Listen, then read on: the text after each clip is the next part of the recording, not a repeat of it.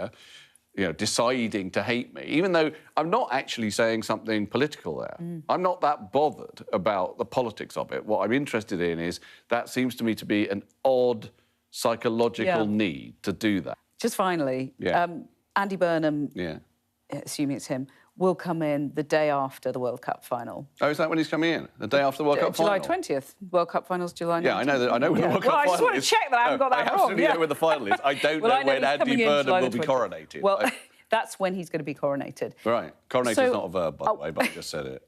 It is actually. Oh, is it? OK. Yeah. I didn't think it was either, but I checked that. OK. However, this is what's happening. Yeah. So I want your predictions. Yeah. Who's going to do better, Andy Burnham as Prime Minister or the England team on July the 19th?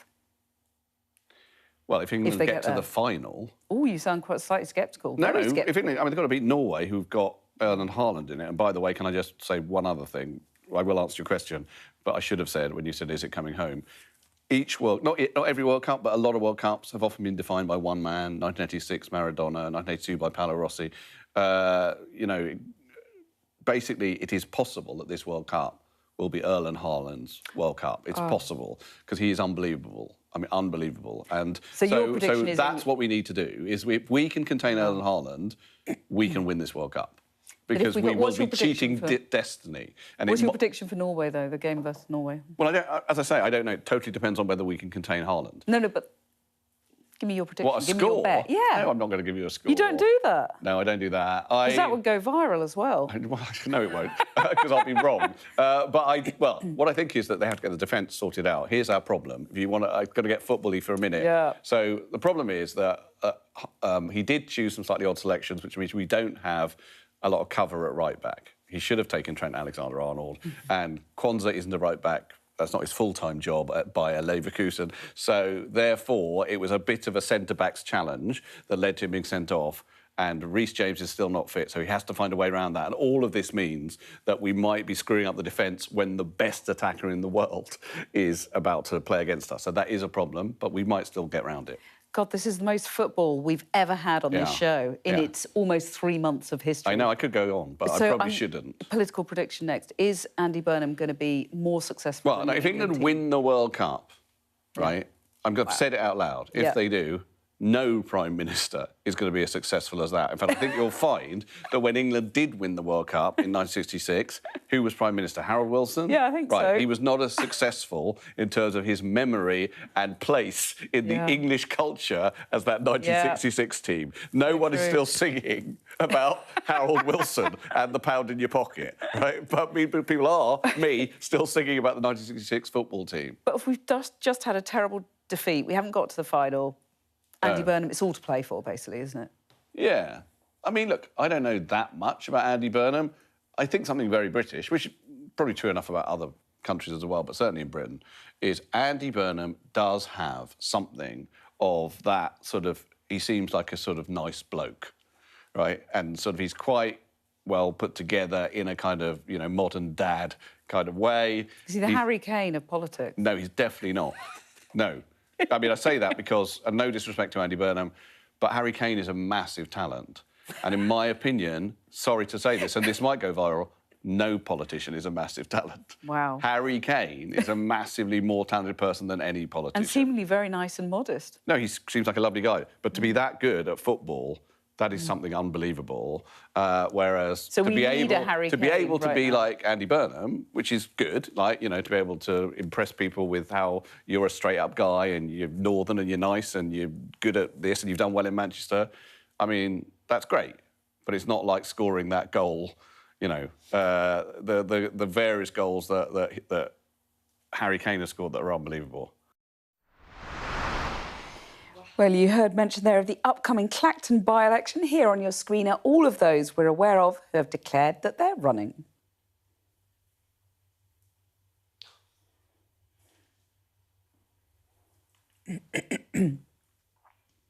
Let's go to Caroline and Arminka then. Caroline, Andy Burnham's no Harry Kane. I mean, brutal but true, right? Look, Harry Kane has proved himself to be a genius footballer, a great leader and a captain. And he's got a very good role model to follow, as he in the next week or so becomes Prime Minister. So, yeah, I mean, I think it was just interesting listening to David there about, you know, when we did last win it, obviously Harold Wilson, I think, was the Prime Minister. You know, he had his own problems towards the end, so his tenure as Prime Minister in the country. So, yeah, I'm with David on this. If we win, I don't want to jinx it. Is this wood? Touch wood. If we win the World Cup, there isn't a politician, male or female, who would be able to hold a candle to the glory that we will all revel in. But football is interlinked with politics, isn't it, these days? Oh, yes, it is. But it is interlinked, but it's going to give a great boost to the Prime Minister. Well, I mean, just imagine not those if, first... Not if we lose. Not well, if we loses. win, if we win, then it's going to be like a party like there's never been that we can remember. And that will be a great start. If we lose, then it's going to be a little bit of, well, let's go back to normal. Apparently a bank holiday on the Friday. Yeah. People were saying it was going to be the Monday straight after on the 20th, but I understand the latest news is it would be the Friday. Which Although the NHS is saying it's going to be very difficult, you know, either way, and they'll sort of talking for a delay. But you've got divided loyalties for this game, haven't you? Because you're a bit Norwegian. So how do you feel about this? Is England going to beat Norway? No. Can you be excited about that? Well, I am rooting for England to beat Norway. Good. Norway was my number 2 team. If England, and I don't want to jinx it, went out of the competition. In fact, I was in Norway a week or so ago, and there was a Norwegian game on and there was an England game, and with family and friends we actually watched both, and both did well, and that was great. Now I've got the nightmare scenario on Saturday, but no, I'm with England all the way. Well, you're winning anyway on Saturday. Someone will. Yeah, exactly. You can't lose. You got England colours on, haven't you? I've got the bunting and everything, Cathy. Listen, I've got wearing flags, the bunting? bunting, everything. You know. Minka, you're going to be watching. Of course I will. Well, look, ladies, it's been great to have you on the sofa. Thank you both very much for discussing so many varied topics and ending on the footy, of course. Well, we started the show with Labour MPs lining up to nominate Andy Burnham as the party's White Knight, its streetwise Hercules to fight the rising odds. So maybe it's appropriate that we end with a tribute to power ballad legend Bonnie Tyler, who died today. Good night.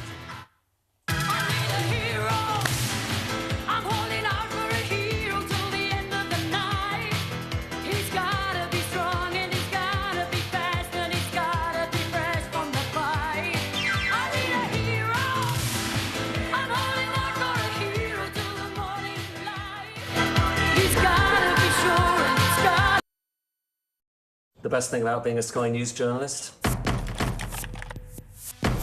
going to take you behind the scenes here for Election Night Live.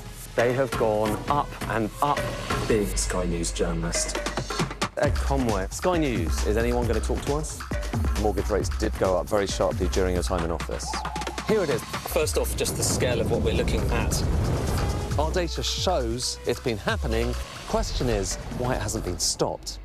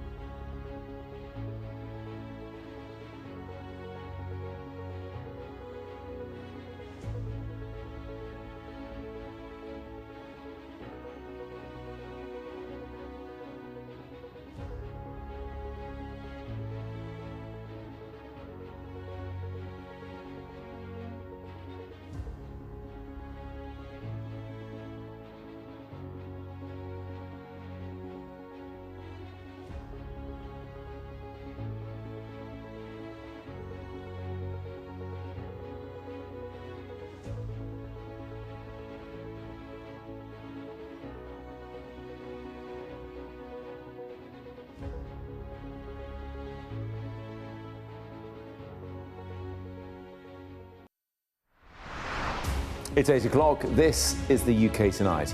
Coming up, Britain's baking once again. Temperatures soar into the mid-30s in what is the third heat wave in 2 months. The NHS warns of a summer onslaught, with A&Es experiencing their busiest June on record, while questions are being asked about how to future-proof British housing from more extreme weather.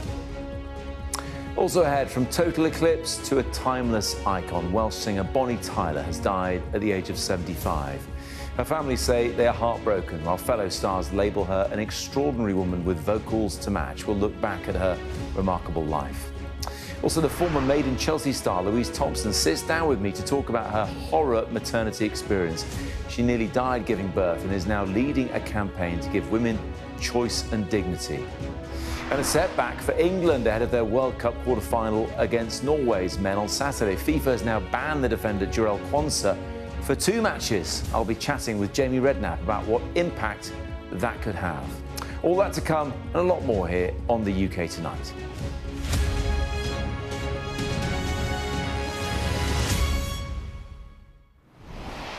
Good evening. Another week, another heat wave and another warning. It's another reminder as well that Britain's summers really seem to be changing. We barely had time to cool down after the last one before the mercury started climbing again, with the UK now in the grip of its third heat wave inside 2 months. Parts of England reached the mid-30s Celsius today, and the NHS warned of a summer onslaught, with A&Es experiencing their busiest June on record.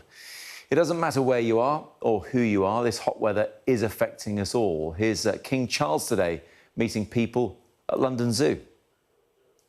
I think we've got King Charles. I'm so glad you're wilting. I swear it's when I'm happy being a lady, I can wear a yeah. It gets worse when you get older. Doesn't make a lot of difference. No, it really doesn't. So let's head in here out of the sunshine. There you go. Took a while, but we saw him. And we're joined now by Sky meteorologist Joe Wheeler. Joe, it is good to see you. It looks lovely in your garden, as it always does when the weather is nice. But this is a bit more than nice. This is quite serious, actually. Yes, we've seen some very, very high temperatures. It was only a couple of weeks ago that we saw the hottest June day ever at 37.7. And it's been pointed out that this is the third heat wave. I would argue that actually it hasn't really cooled down in between. Obviously, yes, we've gone through spells where temperatures have risen high enough to meet heat wave criteria. But in between times, it never really cooled off. There wasn't that breakdown in the weather that you so often get in England. I mean, they used to say 3 sunny days and a thunderstorm. We didn't really have that. Temperatures dropped a little bit. And I think we're going to see that again. Things do cool off a little bit over the weekend, not least of all because the high pressure system that's bringing this fine weather edges to a slightly different position, which picks up an easterly flow. So we'll see North Sea coast cooling down with an onshore breeze, very welcome, I would imagine. But along with that, we'll also get some low cloud and some cooler air. So the focus of the heat actually pushes across to the west. So for tomorrow, we're kind of looking from Cheshire down into the Midlands, parts of Wales, the southwest, whereas central eastern areas do start to cool off a little bit. But we've got a couple of threats coming. First of all, some rain from the northwest, some thundery showers from the southwest, but then the high pressure seems to build back in. So just as we've seen previously, the fine weather continues. The ground is so dry now. And of course, across Europe, that in itself is causing an issue because their heat has come from this same high pressure system, which has brought up very warm air from Africa. And alongside that, you've got the sun, which is as strong as it's going to be, day on day, heating both the land and the air. But there's no moisture left in the ground.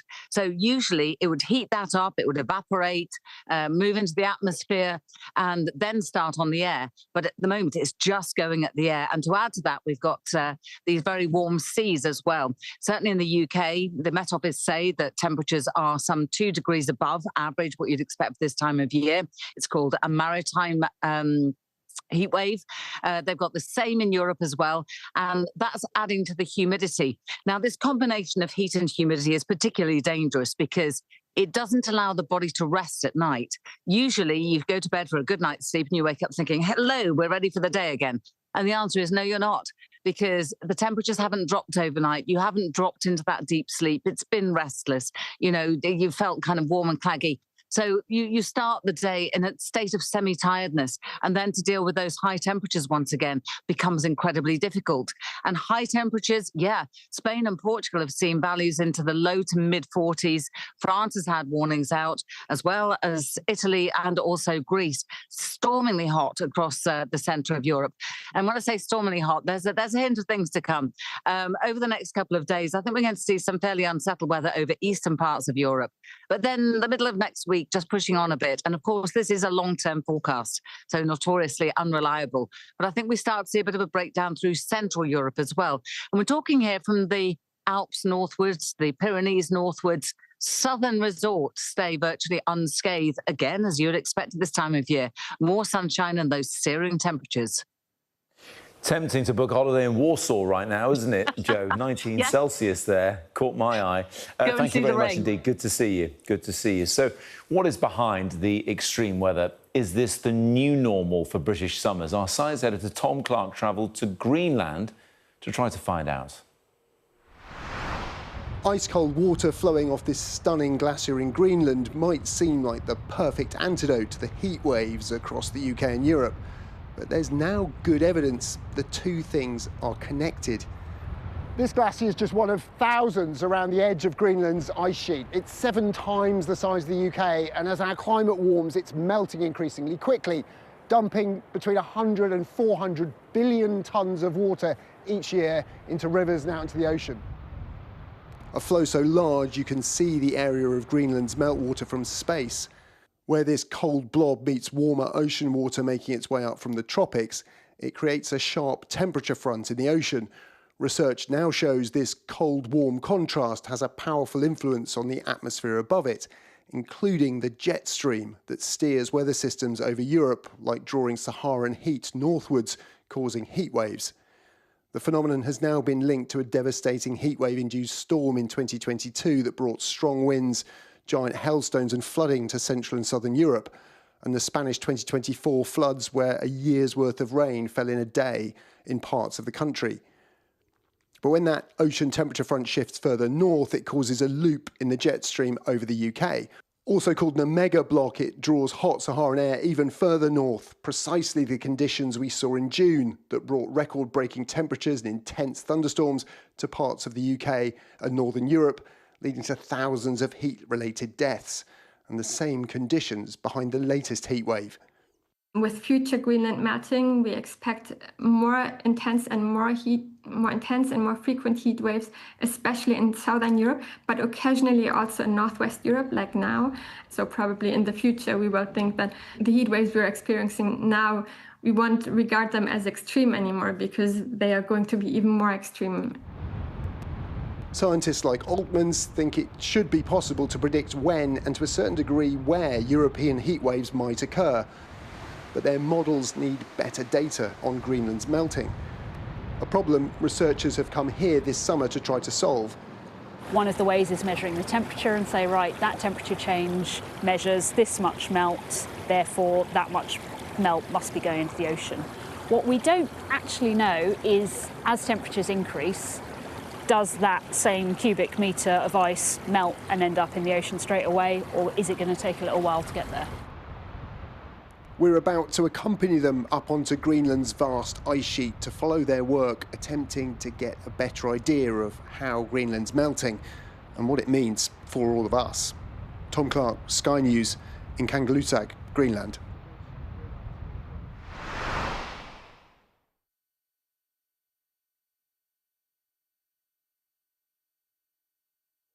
Joining me now is Dr. Urash Beyzai, Senior Lecturer in Building Energy at Loughborough University. Urash, great to see you. We wanted to talk to you because it's one thing being outside in the hot weather, but it is more difficult when a lot of our homes just don't seem to be able to cope with this. It's a real problem for many people in their homes, isn't it? Yeah, thank you, Matt. Yes, there is a problem here. And the problem is that our homes in the UK, they've been historically designed to retain heat. And because in the previous decades, it was mainly, the main focus was on heat, reducing the heat demand, space heating demand, yes? But now the climate is changing. We're having more heat waves, the heat waves are longer, and also they're more frequent. And so we're now starting to think about, okay, we need not only homes that are energy efficient in winter, but they should be able to provide a cool environment during the hot weather. And that is the challenge that we have. How can we achieve that without relying on energy-intensive mechanical air conditioning?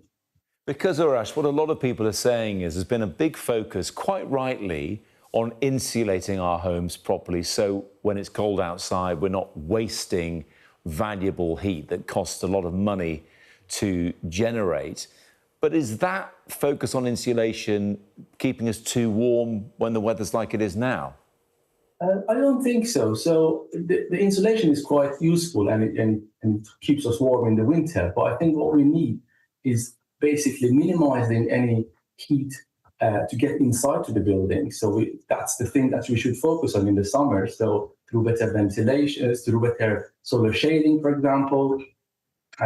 And external shading is something that's at the moment missing in the UK, I believe. Because other parts of the Europe, in Italy, south of France, you see all those shutters. But in the UK, we don't see many external shading devices. So I think that's the first thing that we should focus on, not to let the heat come in the first place. That's the cheapest way to do it, really.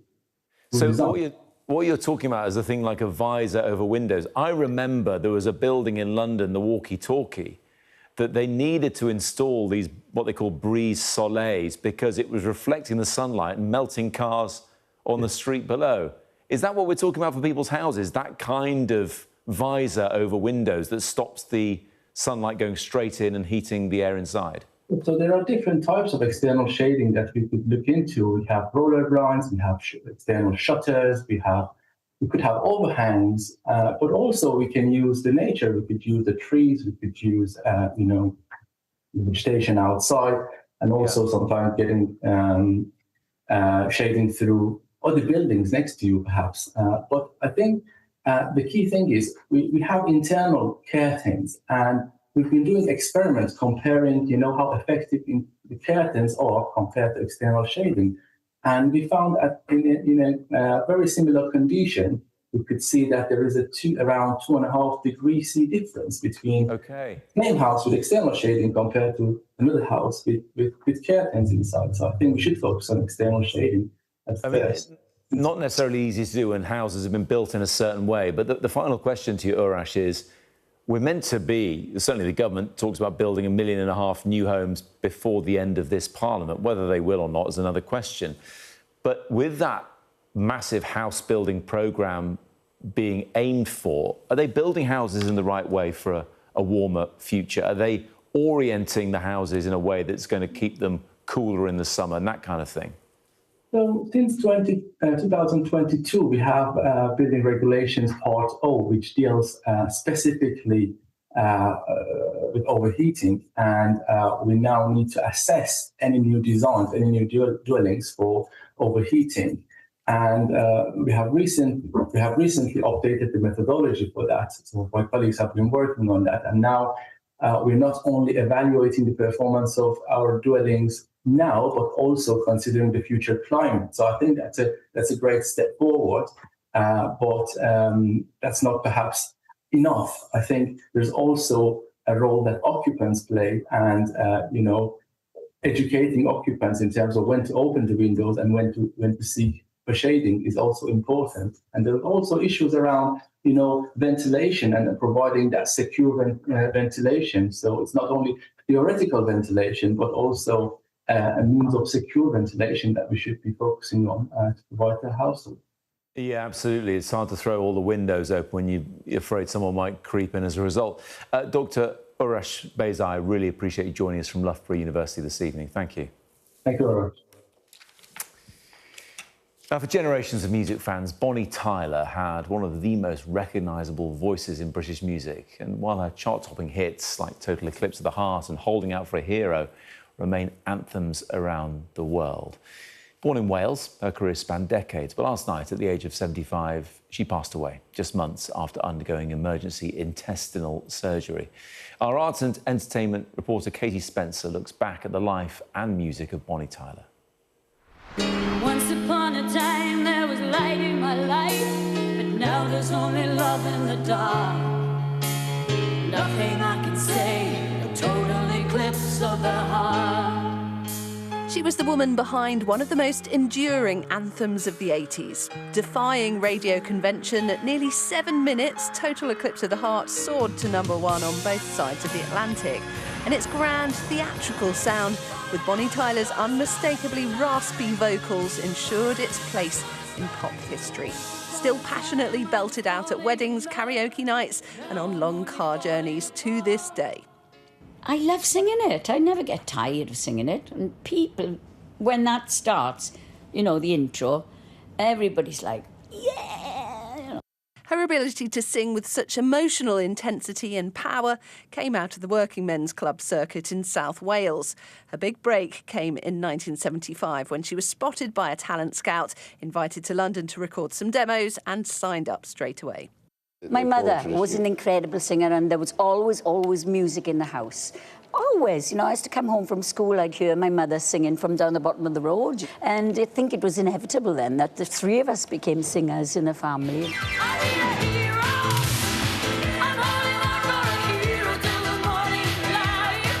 Holding Out for a Hero, another of her iconic hits, ensured her music would soundtrack films, TV dramas, sporting events, and a fair few viral moments over the years. In 2013, she also represented the UK at Eurovision, but it would prove impossible for her to ever match how beloved Total Eclipse proved to be. While it streamed more than 1 billion times, in one interview she said she earned just about nothing from those streams. The royalties primarily going to the estate of the song's writer, Jim Steinman, which must have been hard to swallow, considering it's so difficult to imagine anyone else singing that in quite the way that she did. The success of working with him was sort of a bit of her, not her downfall, but she made him so famous that everyone wanted to work with him. Barbara Streisand, lots of other big names were like, I want a bit of that.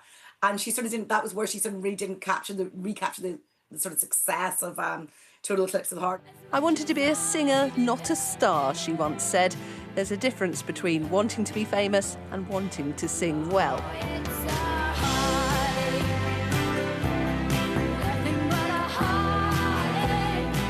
For someone who grew up in a small Welsh town and became a global icon, her legacy speaks for itself. Katie Spencer, Sky News. Now, 30 years after the tragedy that changed Britain's gun laws forever, there's fresh anger today after the leader of Restore Britain described the Dunblane massacre as one murder. Rupert Lowe made the comment on the Joe Rogan podcast, prompting condemnation from victims' families and politicians who've accused him of trivialising one of the darkest days in modern British history. As you probably know, they banned handguns. The 90s, right? In the late 90s, because there was a murder up in Dunblane. One murder? One murder. So everybody, my father used to shoot pistols for Oxford University, and he's dead now, bless him, but he had, all his pistols were taken away. It was in March 1996 that a gunman murdered 16 children and their teacher at Dunblane Primary School before then taking his own life. We've had a statement from Restore Britain saying Rupert was clearly referring to one incident. Others say the comments were not only inaccurate but deeply insulting. Our Scotland correspondent Conor Gillis has more.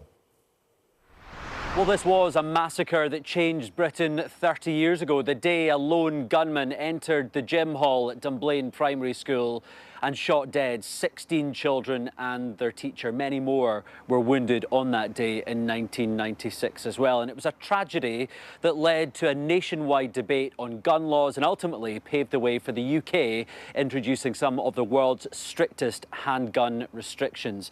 Now, the Restore Britain party leader, Rupert Lowe, has appeared on one of the biggest media platforms, the Joe Rogan podcast, and the particular part of that appearance that's causing major upset here in Scotland and across the UK is when Mr. Lowe suggested that the laws that came in were because there was a murder in Dunblane. He then went on to say it was due to one murder. Now, clearly, that is just factually inaccurate and is drawing widespread criticism. People here saying it diminishes one of the darkest days in Scotland, a suggestion that Mr. Lowe's comments are insensitive, they're disrespectful, and even the way that they were delivered was a suggestion of a dismissive tone. Now, one of the children shot dead on that day in 1996 was Emma Crozier, and her family over the years have been relentless in their campaign, vocal in their wishes for the US to get tougher on gun controls in other countries as well. And today I've spoken to Emma's brother Jack Crozier in light of the comments from Rupert Lowe, and he has given a statement to Sky News. He says, Rupert Lowe's father has had his pistols taken away. My father has had his daughter taken away. He knew exactly what happened at Dunblane. He made an active choice on one of the world's biggest podcasts to describe the massacre of 16 5- and 6-year-old children and their teacher as one murder. The people, he concludes, of Great Yarmouth need to seriously consider if this is who they want representing them. So a pretty damning statement all round from one of the families who lost a loved one in the Dunblane massacre. And a huge amount of anger is continuing to bubble up here in Scotland and will no doubt continue throughout the course of the day.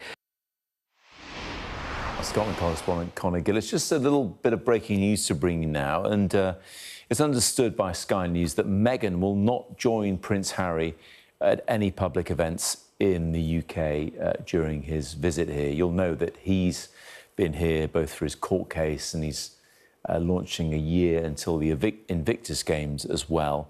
But Sky News has learned, or certainly understands, that he is not going to be joined, after all, by his wife, Meghan.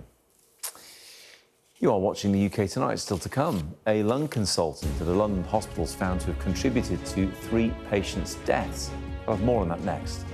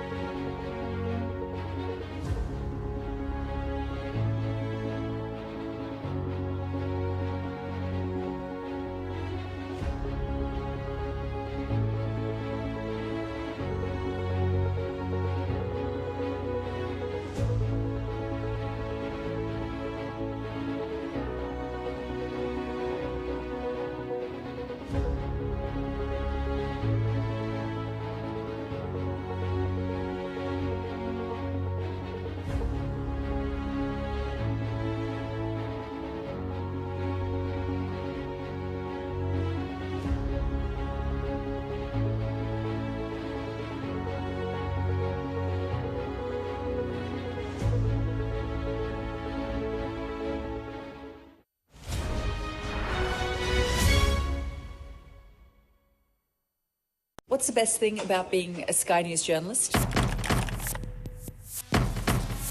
Who's funnier?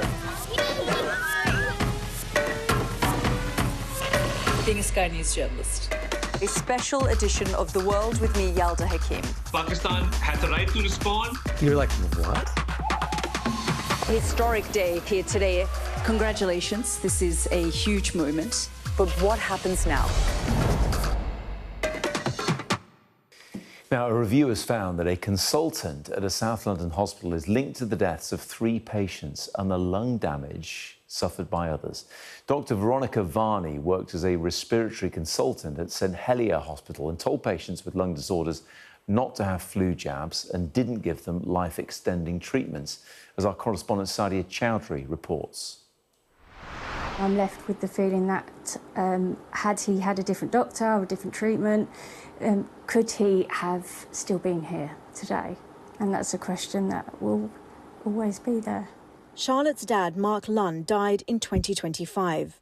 She says the senior NHS doctor who treated him at St Helier Hospital is the one who's now been found to have potentially caused irreversible lung damage in other patients under her care, as well as poor quality of life and, in a number of cases, premature death. Dr. Varney was involved in my dad's treatment from early on. And I think that her dismissive approach and her failure to kind of explore his symptoms definitely could have played a part. Dr. Veronica Varney has now been subject of 2 investigations. The latest found that in a substantial number of cases, she caused delays and deviated from guidelines-based care. It said she'd given patients non-evidence-based treatments and ignored other specialist teams at the hospital who she's supposed to consult with on patient care. When my dad was trying to explain to her his symptoms and how he was feeling and what he was experiencing, I don't feel that she really showed professional curiosity in exploring what he was telling her was happening. She was quite dismissive. The trust in charge of the hospital apologised and said it's accepted and acted on all of the recommendations. It told Sky News Charlotte's father wasn't one of the patients in the latest review, but will likely be included in further investigations. The last few days,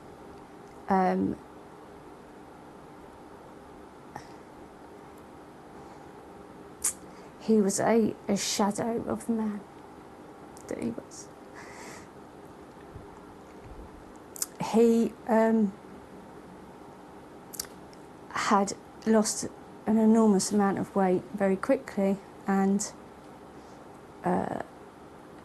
he couldn't really do anything for himself in the last few days. He certainly wasn't getting out of bed.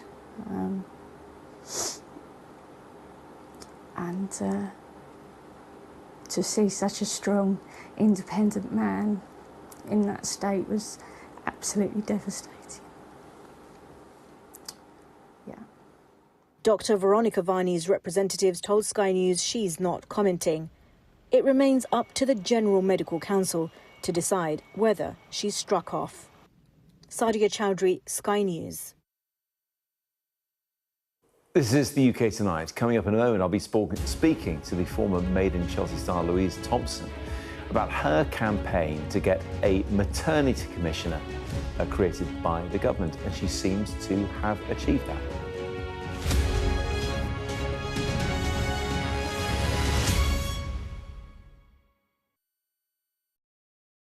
What's the best thing about being a Sky News presenter?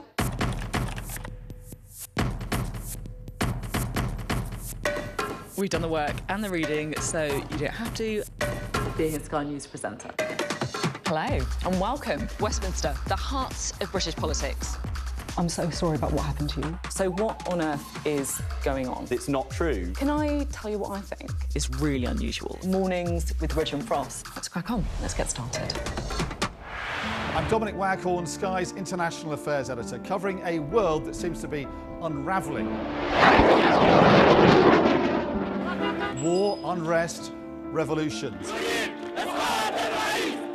It's not his country, it's ours. They have succeeded for the first time in their country's history in removing a leader from power. No freedom! Sky News, the full story first. There was fighting here, but there's clearly now a lull, and they're using it to bring up more ammunition. This is a mass exodus in which Russia is hemorrhaging some of its brightest and its best. According to the local weather channel, there have been more than 2,500 lightning strikes and flash flooding, all on top of this week's lethal tornado. What stays with you most in this job is some of the people you meet. What is your worst fear about what the Russians want to do to the children? They're just boosting demographics by stealing young people. Would you like to take the opportunity, Mr. President, on Sky News to invite Barack Obama to come here? Mr. Trump, are you running for president? Can you confirm it? We're going to take a look, a very serious look. On that day, we saw your fighters killing women, killing children. Was that a mistake? Did you go too far?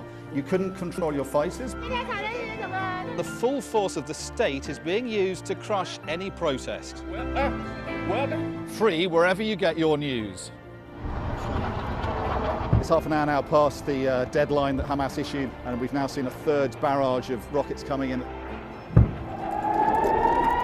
Another alarm. The mood here is jittery and nervous.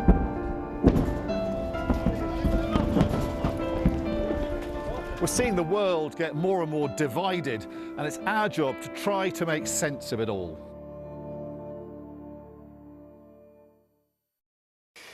Now, the former Made in Chelsea star Louise Thompson nearly died when she gave birth to her son Leo in 2021. It led to PTSD and also other problems, but turned her as well into a campaigner. Now, Louise has been calling on the government to appoint a maternity commissioner to improve care across the country. And this week, along with her fellow campaigner, the former MP Theo Clark, they handed in a petition signed by, I think it was 160,000 people in the end, to number 10.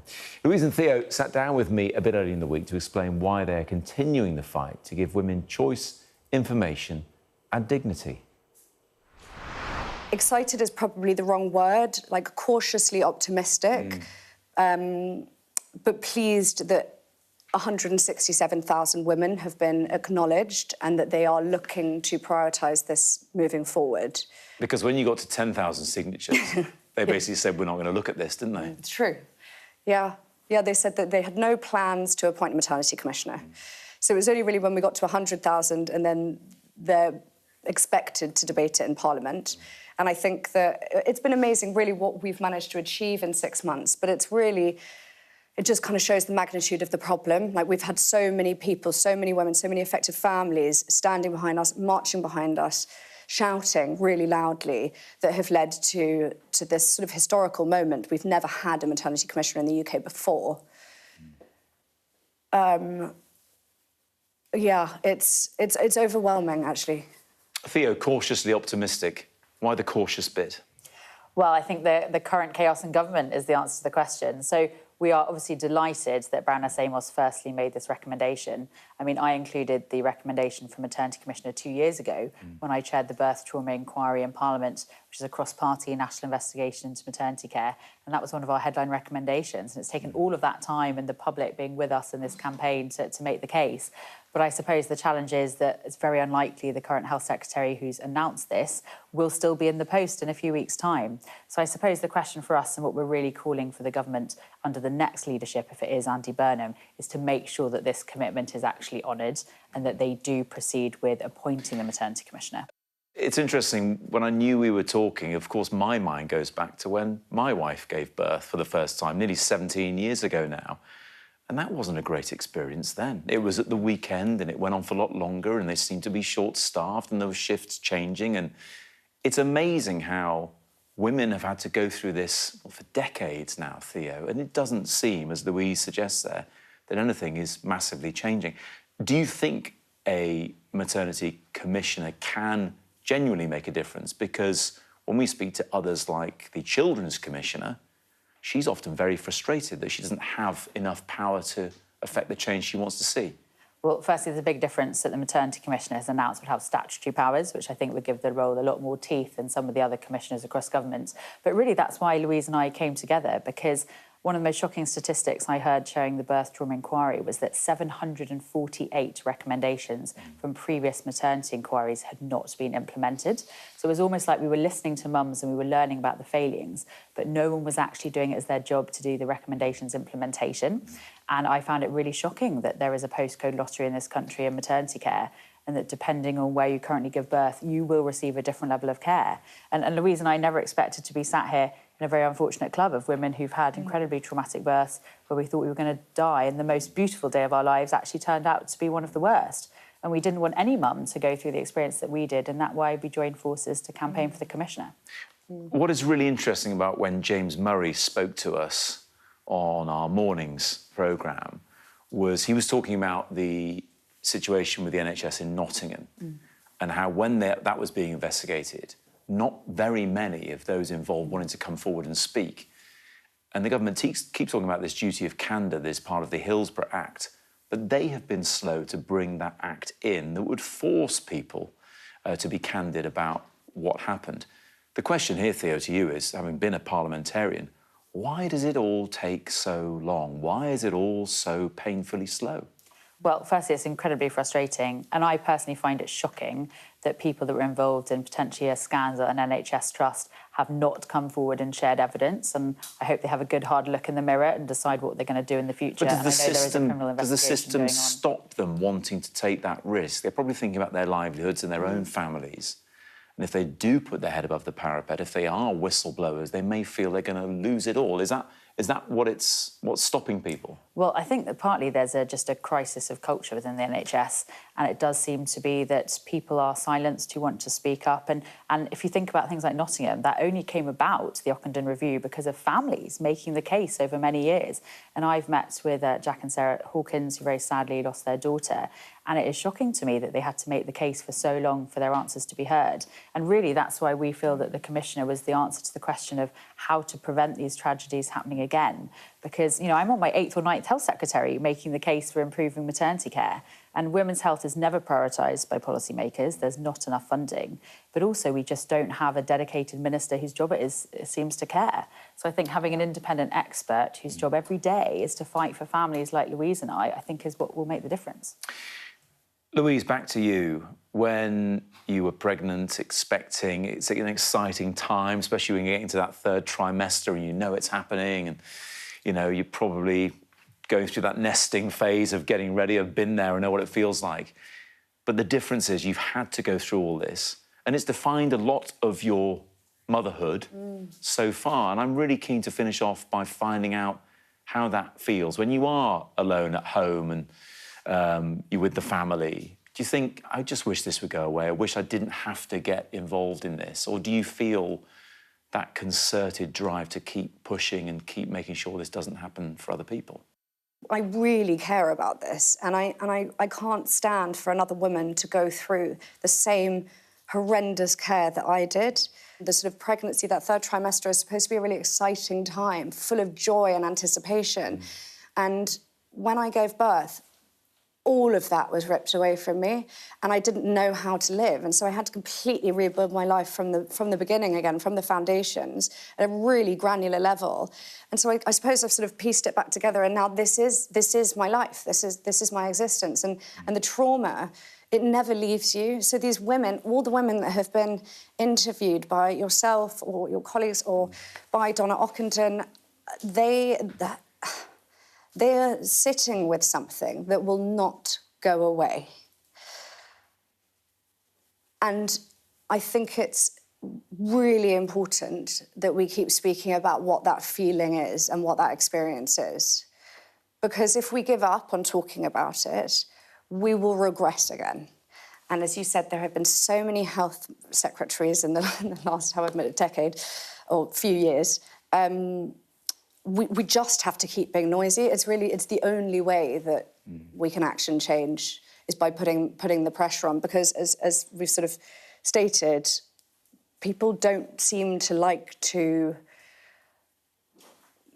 make a difference. Like people, for some bizarre reason, no one has been moving this forward. Why does it take so long for there to be policy changes when some of them are very simple? And actually relatively inexpensive when you look at the big picture of what this government is spending its money on. That was Louise Thompson and Theo Clark speaking to me. The breaking news this afternoon, FIFA have banned the England defender, Jarell Quansah, for 2 matches. Our sports correspondent, Rob Harris, can tell us more about this. He's at the World Cup and joins me now. Look, a red card normally leads to a 1-match ban. Why 2 for Jarell Quansah, Rob? Well, no explanation from FIFA, just the word from their disciplinary committee that they've decided to impose a 2-match ban on Jarell Quansah for the challenge in the last 16 victory over Mexico in the Azteca Stadium. In the second half, you were shown a direct red card, which means an automatic 1-match ban, and they have added an additional one on it. The FA have lodged their complaints. They're even concerned about how the incident was assessed by the referee, watching the replays through VAR, the fact one still image showed Kwanzaa's studs connecting with the shin of the Mexican opponent, whereas the moving footage does show he catches the ball first. But under the laws of the game, the fact that it was dangerous means that it deserved a automatic sending off, and that means a one-match ban. Now, there is a big contrast that is being looked at here. How is Kwanzaa now banned for 2 matches, the quarter-final against Norway and a potential semi-final, whereas Fowler and Balogun escaped any ban at all after being sent off playing for the United States? Well, as we've been discussing so widely, Donald Trump directly lobbied FIFA and asked for that ban to be taken away from this World Cup. And we only heard from FIFA's disciplinary committee that they decided to enact the part of the regulations that allows them to put a suspension on hold for a year, but they didn't say why. But the FA have no means of appeal on this. They were merely at the waiting on the appeal committee to be able to decide. So not even a head of state's intervention potentially could make a call on this one.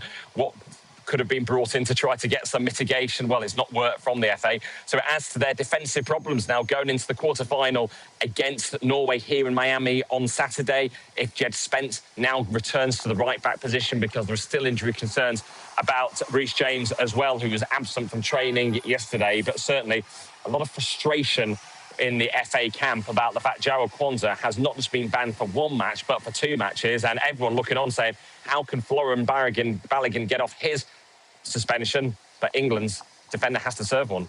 Absolutely, Rob. Thank you very much indeed. Good time then to chat to former England international, now, of course, one of Sky Sports' big names, Jamie Redknapp. Jamie, great to see you. Let's just very quickly get your reaction to that news this evening, that it's going to be, well, a 2-match ban for Jarrell Kwanzaa, when, as Rob explained there, Balogun got his ban suspended for a year. It doesn't exactly seem fair, does it?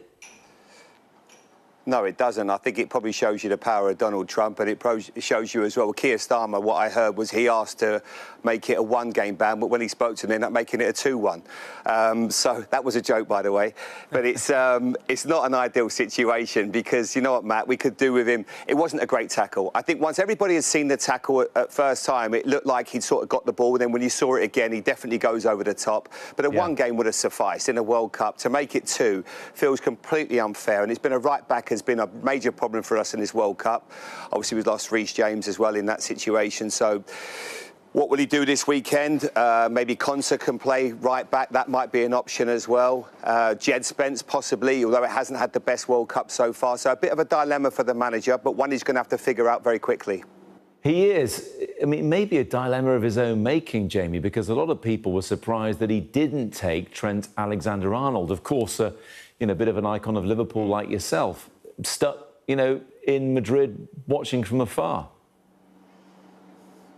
Yeah, it looks like a mistake, especially when Livramento picked up that injury. There was an ideal opportunity to bring Trent in, but for whatever reason, the manager made the decision not to. And it almost feels like, I've had my say on this, a lot of people have. There's nothing we can do now. You can't cry over the spilt milk. We now have to look at, OK, we've managed to do so well so far. We're in a great position. I think the positivity around that dressing room after the Mexico game, where everybody, I think, started to doubt. Everyone was talking about the altitude, how difficult a game this is going to be. But the way that we managed that, and I think it almost felt, I know we started well against Croatia with that second half of performance. It felt like now we're in the competition. This was a big moment for us. And sometimes it always feels like with England sides, maybe there's a bit of trepidation. We don't perhaps start as well as what we should do.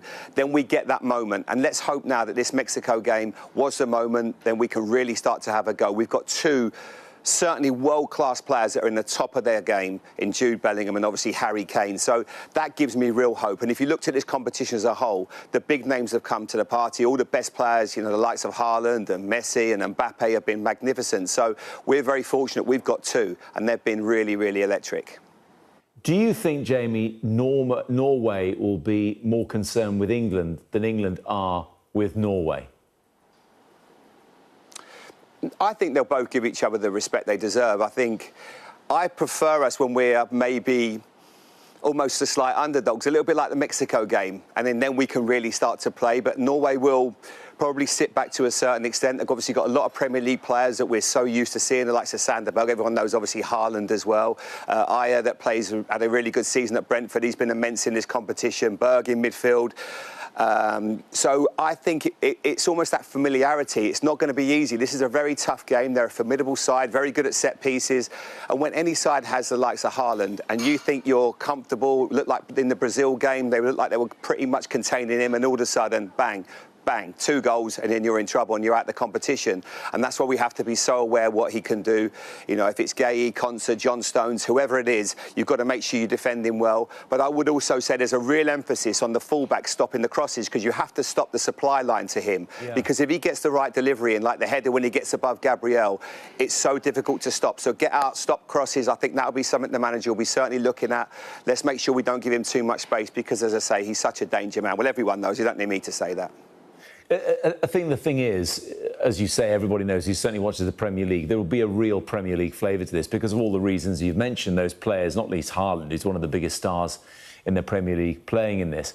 But the fact that a lot of them are on the same side, in the same squad, you do have to think Gahey and Stones have been training, well, in Gahey's case, half the season, Stones the whole season at Man City with Haaland. If anybody knows how to stop him, surely it's them. Yeah, but it's easier said than done, Matt, isn't it? We know the guy is just... he is, I mean, and I think in this World Cup, and I'm such a fan of him on and off the pitch, he almost transcends the sport. He's so good for the game. He's got such great energy, wants to do well. He has a bit of fun. You see him smiling. Obviously, the Norway side with the drum after the game and the Viking spirit that they're bringing to it, and everybody's buying into the rowing. They've been a real revelation in this competition. You know, I think the likes of France and England, we all expected that. They have been the sort of the unsung heroes of this competition, and they won't want to go home now. They've come this far.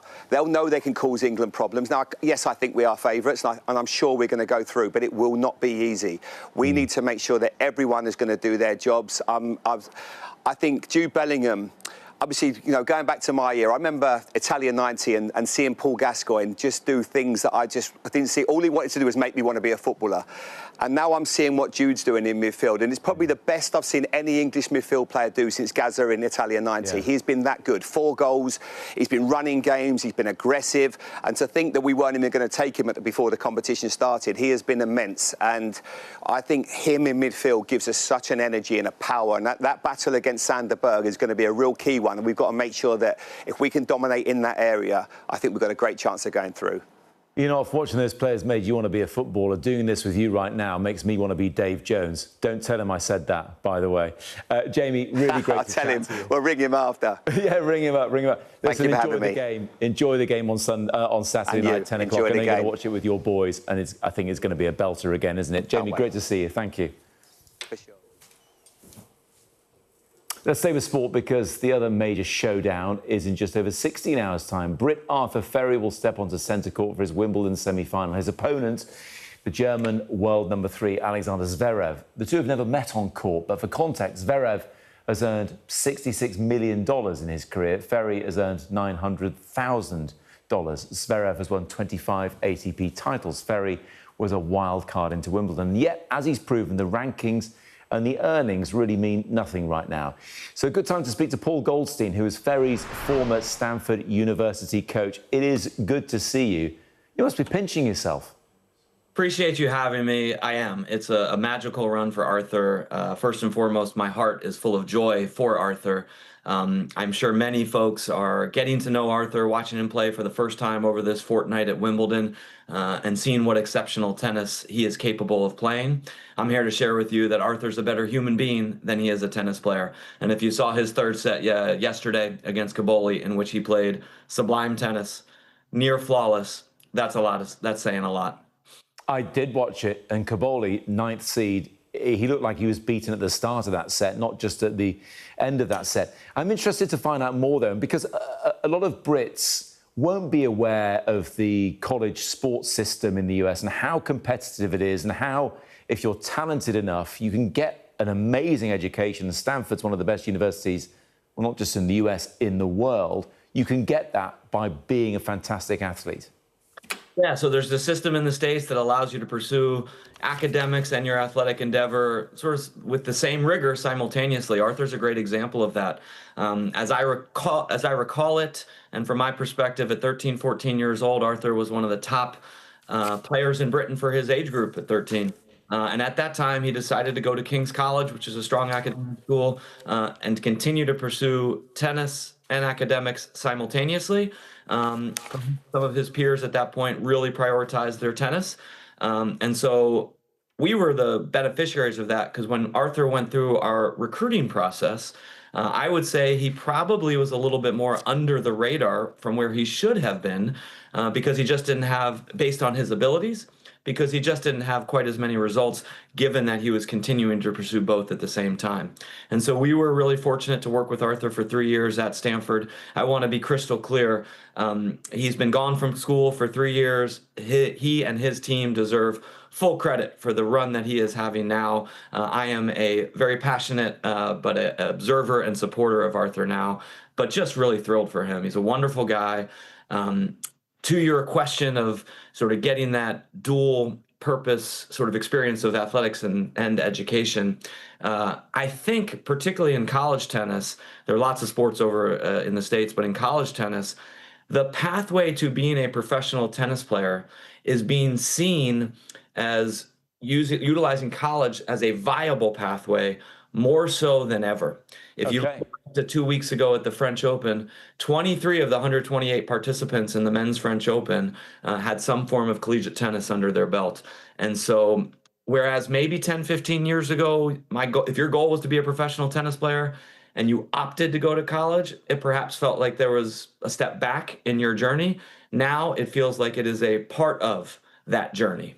And Paul, if there's one thing I do know about Stanford, is they call themselves the nerds, don't they? The athletes. Nation. The nerd nation. I mean, who wouldn't want to be part of that? Why is that? Because they're so clever? Well, myself notwithstanding, but there are a lot of clever people at Stanford for sure. I think it's one of the places, lots of places in the in the States to go to college. Stanford is known as being a very strong academic school, while also pursuing athletics at the highest level. I think if Stanford were its own country in the last Olympic Games in Paris, we would have finished 10th or 11th in the medal count. Wow. And so it just is viewed as this place where you can really not sacrifice on either side. The academics or the athletics can sort of achieve and pursue at the highest level. Paul, it's been great talking to you, and to go full circle, look, he's fantastic with a racket, but the fact that he seems like a really good guy is also great to see. Paul, good to chat to you too. Thank you very much. Thanks for having me. Jess is here with the sport. I feel like I've done your job for you the past 10 minutes, Jess. I do apologise. But let's just revisit that story that Jarell Quansah is going to miss the game with Norway. But if England get through on Saturday, he's potentially going to miss the next game as well because of a two-match ban. Yeah, it's a terrible shame for him, isn't it? But, I mean, when you see that challenge, I don't think anyone's really... against the fact that it was a red card. It was a bit of a reckless challenge. The trailing leg was high and it did make contact with the Mexican opponent's shin. And so it looked quite dangerous. But considering everything that's gone on around red cards at this World Cup, particularly with Balogun and the USA, and that being a one-match ban, but then later suspended, so he didn't actually miss any football. The fact now that Quansah's missing 2 games, I think, will be a bitter pill to swallow for these England players and fans. Yeah, yes, indeed, although it didn't stop Belgium beating the US, did it, with Balogun playing. If they get through, and look, no one wants to jinx anything, Norway are no pushover, that's a big game, but the next match would be against either Switzerland or Argentina. They are pretty different sides. How's Thomas Tuchel likely to think about that, or is he just going to park it until... after midnight on Saturday? Yeah, look, let's make no bones about it. They've got to get past Norway first, and a certain Erling Haaland, who is playing exceptionally well at his first ever World Cup. 7 goals, and very much in the race for the Golden Boot. And in fact, Erling Haaland's playing so well, he's on this 14-game scoring run for Norway. But yeah, you're right, if England can get past Norway, it could be Argentina, it could be Switzerland in these semi-finals. Now, do you think England fans would prefer Switzerland, or would they prefer Lionel Messi's Argentina? I might say that Argentina might be the better opponents for England because they play more open football. Yeah. And England have proved in this tournament that when teams come at them, as Argentina are likely to do, they actually play a higher standard of football. There's history there as well. There's history, Jess, isn't there? Come on. You can remember Beckham sending off against Argentina in that look, I don't want to say too much, but it's a mouth-watering prospect, England against Argentina in a semi-final. Got to get there first, though, Matt. OK, but let's continue talking football next after this short break, when I'll bring you up to date with the day's sports news.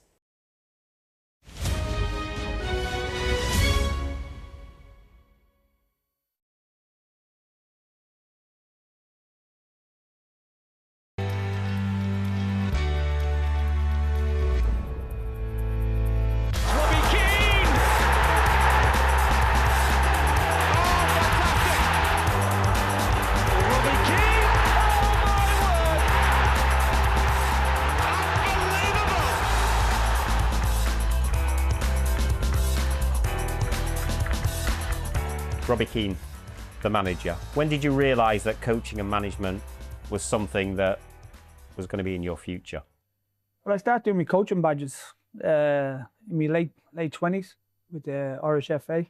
I used to do quite a lot anyway. I used to watch a lot of the managers, see what they do, how they deal with players, and also the sessions that they did. So I was always kind of intrigued with stuff like that. But then as I started to get older, I knew that that's exactly what I wanted to do when I finished, because I love football. I love being on the grass. I love being around a club. I live in the dressing room and with players and trying to help players. So, yeah, I kind of knew a long time ago. Great players don't always make great managers. So talk to us about that transition. I found it quite natural because I was a captain for a long time. Robbie Keane captains the Tottenham side tonight on his 100th Premiership appearance for them. You know, you'd have to fall out with certain people. You know, if people's not turning up, disrespecting the coaching staff in some way, or especially the fitness guys or the kit men. So that was always, I was always okay with that. What did you learn from being an assistant? When I was with the national team, with Mick, obviously I knew Mick before because I played under him, so I knew Mick.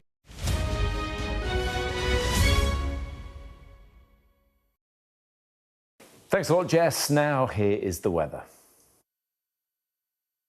Dinner under the stars tonight? That reminds me of our travel insurance. You mean All Clear Skies? All Clear Travel Insurance sponsors Sky News Weather. The heatwave conditions are becoming more extensive, but the peak will be tomorrow as it will turn overall less hot at the weekend. Expect a very fine, warm evening tonight, although northwest Scotland will be rather dull and damp. The northwest of Ireland will see cloud as well. Some western coast of Wales and northwest England look murky. All Clear Travel Insurance proudly sponsors Sky News Weather.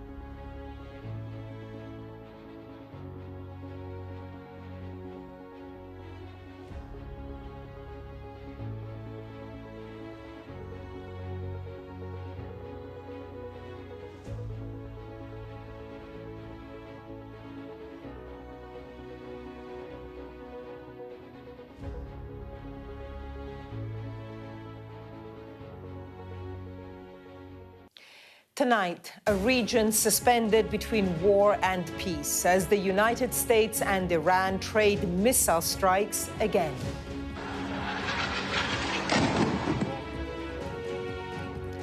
The U.S. military says it hit 90 targets overnight, with more explosions in the past hour.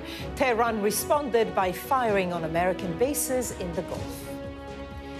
All this as huge crowds turned out for the last day of the Supreme Leader's funeral, some demanding the death of Donald Trump.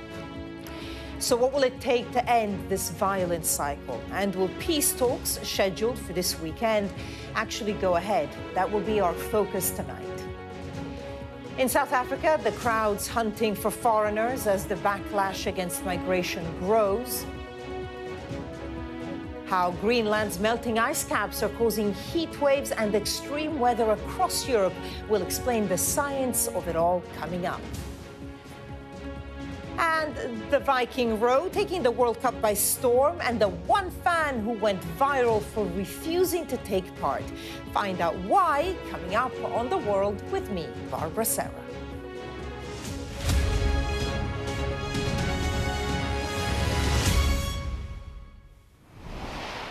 Good evening. This is all becoming a violent, repetitive cycle. First, Iran targets ships in the Strait of Hormuz. The U.S. military responds with missiles and airstrikes. Tehran hits back at American bases in the region. Oil prices begin to rise, and that's until the two sides decide to talk. They send teams to Switzerland or Pakistan to agree a vaguely worded ceasefire deal. Iran wants to make a deal, and we're dealing very nicely with them. We've got to have no nuclear weapons. If we do, that's a big factor. And they're willing to do things today that they weren't willing to do 2 months ago. We're in the final throes of what will be a very, very good deal. The deal's all signed, and the strait is already partially opened. As you know, they're doing a little hunting for a couple of mines. Well, after the obligatory boasts from Donald Trump, things go quiet for a while until tensions flare up again. Today, as Iran's supreme leader was buried in his hometown, the region remains stuck in a spiral of violence, with more explosions reported this evening. So is it even possible to end this war for good? We'll discuss that tonight after our first report from our Middle East correspondent, Adam Parsons. Donald Trump had warned that America would attack again, and here was confirmation. Before midnight, the start of a wave of missile strikes against Iran. Among the targets, the port of Chabahar, from where Iran had reportedly launched a series of attacks against shipping in the Strait of Hormuz. Iran inevitably retaliated with attacks against Bahrain, Kuwait, Qatar and Jordan. But the American president was bullish, insisting his nation was asserting its authority. We've already won militarily. They have very little left, and they want to make a deal so badly. They called a little while ago. They want to make a deal so badly. I just don't know if they're worthy of making a deal. I don't know that they're going to honor the deal. That's the problem. But the president is desperate for a deal in order to reopen the Strait of Hormuz, paralyzed again. The price of oil, which had been falling in the hopes of a peace deal, has gone up by 10% over the past week. Talks between America and Iran had been due to resume on Saturday, following the week-long funeral service for Ayatollah Khamenei, who was killed on the first day of the war. But his death has simply ushered in new rulers, with a similar resolve to face down the United States. Iran's tactics have revolved around exerting greater control over the Strait of Hormuz and also spreading chaos in this region by attacking multiple different countries. But so far, there have been no missiles sent this way towards Israel, and Israel hasn't joined in the attack on Iran. But if either of those two things were to change, then a volatile situation could rapidly become a lot more inflammatory. Among the huge crowds at Khamenei's funeral, there were banners calling for Trump to be assassinated. There is little sign that fault lines are being repaired. The old Ayatollah is being laid to rest.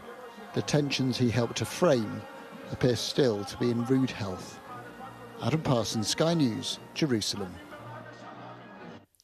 Well, let's bring in our international correspondent, Alex Rossi. And Alex, it happened around the same time last night, and now we're getting some reports of explosions across southern Iran. Yeah, you get the sense that this is a cycle that is just going to keep on happening. The third consecutive night that we have now seen strikes, and it appears that they are intensifying. Now, according to the United States military, over the last 48 hours, there have been something like 170, they claim, targets hit inside Iran. The Iranians have also responded as well. Their fire has been more limited, a suggestion perhaps that they have been degraded by the months of fighting previously, but they've managed to launch ballistic missiles towards Qatar, Kuwait, Bahrain. Ballistic missiles have been intercepted over Jordan. Now, in terms of what the Americans are trying to do, it's hard to think really that they do have much of a strategy. The memorandum of understanding that was supposed to end this war has been ripped up, and you get the sense that Donald Trump is really just trying to bomb his way out of this. But we have seen from previous cycles that that doesn't break Iranian resolve. They appear to be quite willing to accept damage, providing they can also inflict pain on the Strait of Hormuz and keep that leverage there.